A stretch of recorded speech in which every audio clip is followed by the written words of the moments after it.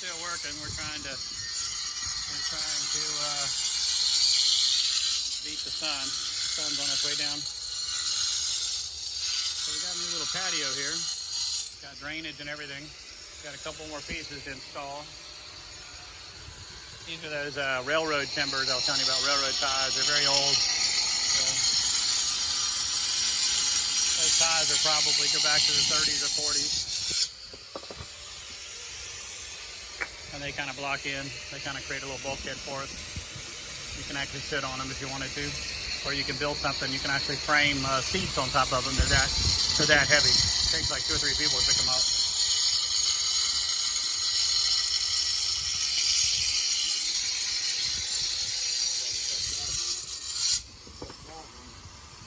And we leveled that area where Keelan is over there. That area's been leveled. Instead of having all these different contours, I like everything nice and level with it sloping, so the water slopes away from the house. And that's what we're doing here. That's a drain right there. That's a drain. And this is a drain right here, going that way. And then we might have one more drain right between those. May have to space it out a little bit.